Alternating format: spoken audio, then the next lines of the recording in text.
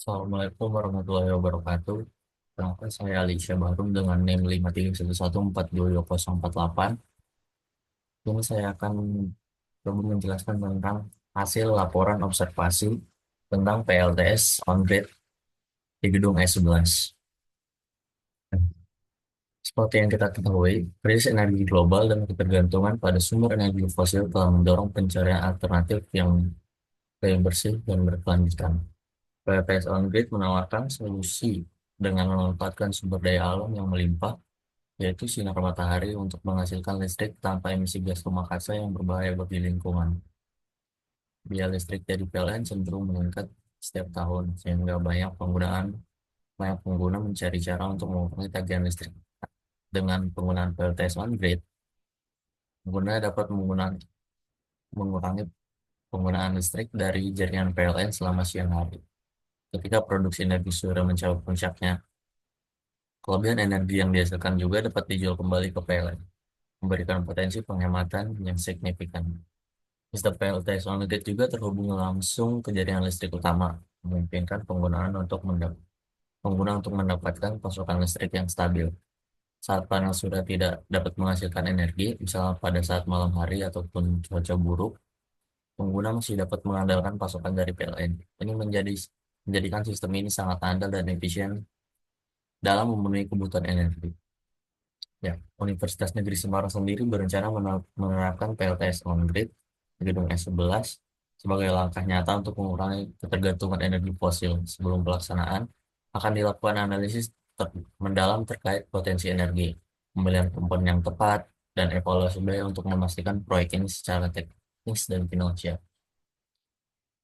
Untuk yang kedua itu rumusan masalah itu bagaimana bagaimana sih cara kerja PLTS on-grid di gedung S11? Kemudian komponen apa saja yang digunakan dalam PLTS on-grid gedung S11.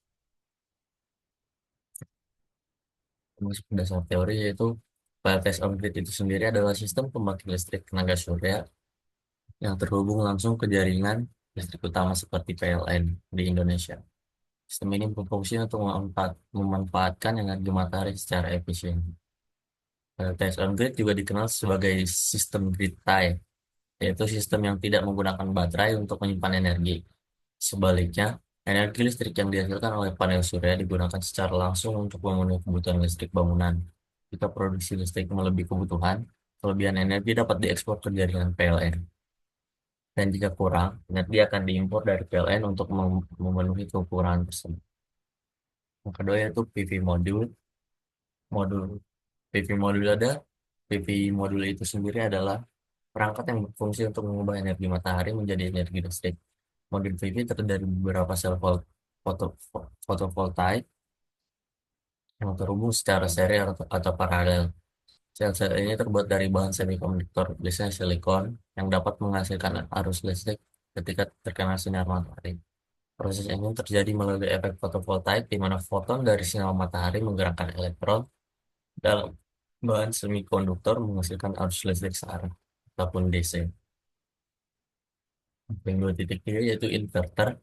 Inverter itu adalah komponen yang sangat penting dalam sistem pembangkit tenaga surya atau PLTS yang berfungsi untuk mengubah arus listrik searah yaitu dari DC, keluaran dari fotovoltaik tadi yang dihasilkan ini yang digunakan untuk mengubah mengubah arus listrik searah atau DC menjadi arus listrik searah yaitu AC.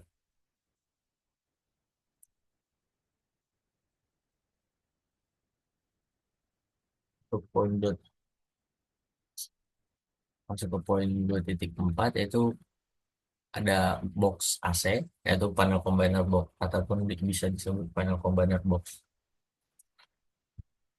Panel combiner box itu sendiri adalah berfungsi sebagai komponen penting dalam mengelola keluaran arus dari beberapa panel surya. Box ini menggabungkan arus dari beberapa panel menjadi satu output yang lebih besar, kemudian dapat diteruskan ke inverter.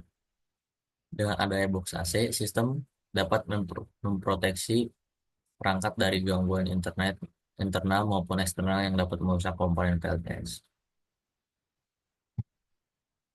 Box AC sendiri dilengkapi dengan beberapa fitur penting, termasuk seperti untuk membatasi arus dari panel surya, peralatan pengukuran untuk memantau tegangan dan arus dari setiap string panel, serta saklar pemutus arus untuk menghubungkan box dengan inverter. Selain itu, box ini juga dilengkapi dengan perlindungan terhadap lonjakan tegangan atau surge protection untuk melindungi sistem dari kerusakan akibat lonjakan listrik. Lanjut ke poin ke 2.5 yaitu box DC ataupun DC Combiner Box. Box DC sendiri berfungsi untuk menggabungkan arus dari beberapa sumber sirkuit dari array panel fotovoltaik menjadi satu output DC tunggal. Box ini dilengkapi dengan sekring yang aman untuk setiap sirkuit sumber terjadi sehingga jika terjadi masalah pada salah satu sirkuit yang menyebabkan arus tinggi, sistem dapat beroperasi dengan aman tanpa resiko kerusakan yang lebih besar. Lanjut ke rangkaiannya, yaitu gambar gambar ini itu menunjukkan diagram garis tunggal atau single line diagram untuk sistem pembangkit listrik tenaga surya di PLTS on grid di gedung S11. Diagram ini menggambarkan alur komponen utama dari panel surya hingga ke jaringan listrik atau beban akhir.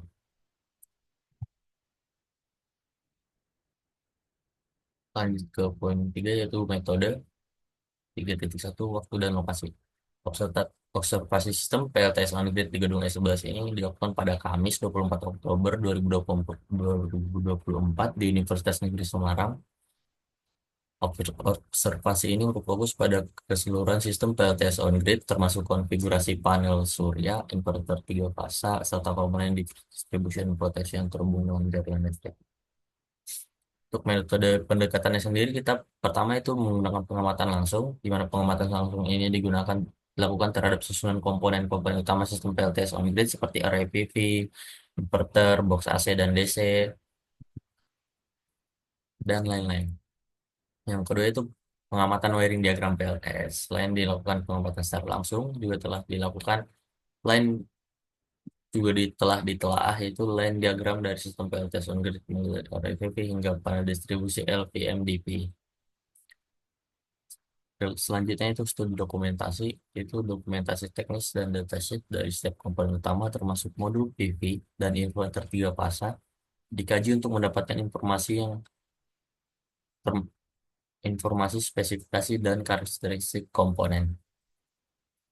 Yang keempat yaitu wawancara dengan teknisi, yaitu selama observasi, diskusi juga dilakukan dengan teknisi yang bertanggung jawab atas perancangan sistem PLTS on grid di gedung S11. Wawancara ini bertujuan untuk mendapatkan informasi tambahan mengenai prosedur operasional dan kendala yang mungkin dihadapi dalam pembangunan sistem. Poin 3.3 itu jenis data yang dikumpulkan, yaitu data yang dikumpulkan adalah data konfigurasi sistem dan data spesifikasi komponen.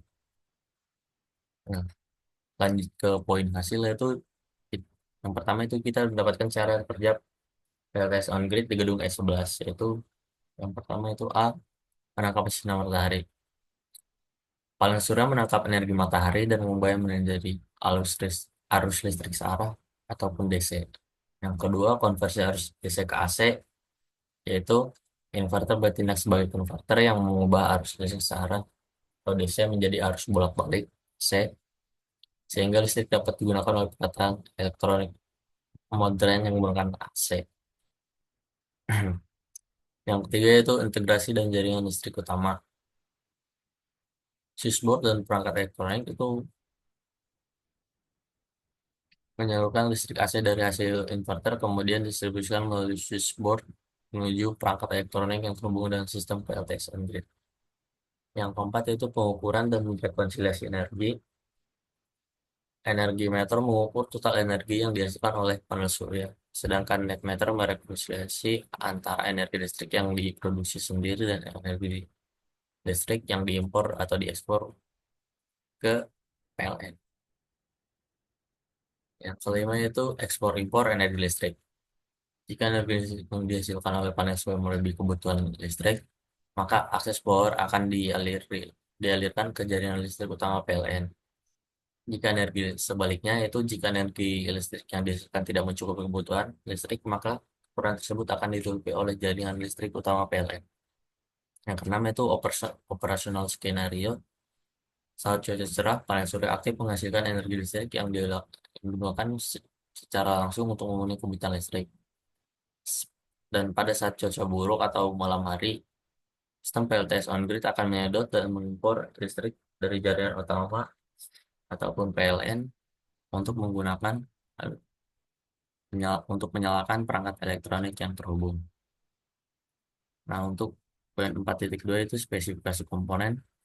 Dari hasil observasi kita mendapatkan spesifikasi komponen, yaitu yang pertama PV modul. Dengan PV modul yaitu panel surya di gedung S11 itu terbagi menjadi dua kelompok besar yang disebut array. Setiap array terdiri dari beberapa rangkaian panel surya yang disusun secara seri membentuk semacam rantai.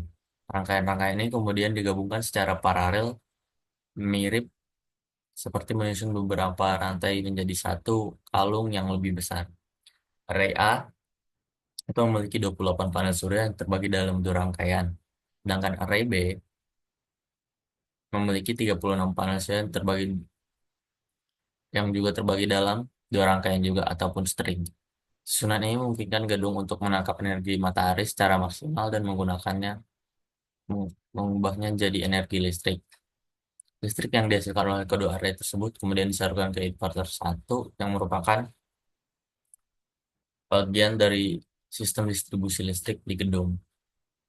Seperti yang bisa kita lihat dalam tabel tabel 1 ya, spesifikasi PV modul yaitu tipenya itu SPR P6545 COM MBF. Total PV total PV modulnya ada 64. Kapasitas total PV modulnya itu ada 34,9 kWp. SDC ratingnya itu 545 watt watt watt WP. IMMP itu 39,3 volt. IMMP-nya 13,87 ampere. POC-nya dengan POC 47,4. ISC-nya 14,81. Yang kedua yaitu inverter. Gedung S11 menggunakan dua unit inverter 3 fasa untuk mengubah energi matahari menjadi energi listrik yang bisa langsung digunakan. Inverter ini dipilih karena cocok dengan sistem listrik 3 fasa yang sudah ada di gedung. Masing-masing inverter mampu menghasilkan daya hingga 20 kilowatt, cukup untuk memenuhi sebagian kebutuhan listrik gedung. Inverter ini juga dirancang untuk bekerja dalam berbagai kondisi cahaya matahari, mulai dari sangat terang hingga redup. Listrik yang dihasilkan oleh inverter memiliki tegangan yang sama dengan listrik yang biasa digunakan di gedung, sehingga bisa langsung disalurkan ke jaringan listrik gedung. Singkatnya, inverter ini memungkinkan gedung P11 memanfaatkan energi matahari secara maksimal dan efisien. Untuk spesifikasi inverter bisa dilihat seperti pada tabel 2 dan tabel 3, yaitu tipe inverternya itu STP seri 15000L 30 SMA dengan max AC power rating itu 20 kW, max input voltage-nya itu 1000 volt, dan minimal AC power rating itu 0 watt, minimal input voltage-nya itu 150 volt atau per 188 volt. Produksi inverternya itu input side connection device-nya yes, production-nya yes, hasil overcurrent protection-nya yes, DC reverse polarity protection-nya yes, pivot restraint fault monitoring-nya yes, DC surge protection-nya yes, side surge protection-nya yes juga, DC insulation resistant detection-nya yes, residual current monitoring unit yes, PID recovery-nya optional, fault protection-nya optional. Nah, untuk kesimpulannya sendiri itu lap praktikum instalasi panel surya di gedung S11 FT UNES menunjukkan betapa pentingnya energi matahari dan memenuhi kebutuhan listrik kampus. Sistem panel surya ini mengubah sinar matahari menjadi listrik yang dapat digunakan untuk berbagai keperluan. Prosesnya dimulai dari panel surya yang menangkap sinar matahari dan mengubahnya menjadi listrik DC. Listrik ini kemudian diubah menjadi listrik AC yang bisa kita gunakan untuk sehari-hari. Seluruh kerja sistem dilengkapi dengan berbagai alat pengaman untuk memastikan semuanya berjalan dengan lancar dan aman. Dengan ada sistem ini, kampus UNES tidak hanya menghemat biaya listrik, tapi juga berkontribusi dalam mengurangi emisi karbon dan menjaga lingkungan. Selain itu, praktikum ini juga memberikan kesempatan bagi mahasiswa untuk belajar secara langsung tentang teknologi energi terbarukan. Cukup sekian hasil pemaparan laporan tentang sistem PLTS on sistem eh, pemaparan laporan tentang hasil observasi sistem PLTS on grid yang ada di gedung S11. Saya jika ada jika ada perkataan yang kurang berkenan, saya mohon maaf. Wassalamualaikum warahmatullahi wabarakatuh.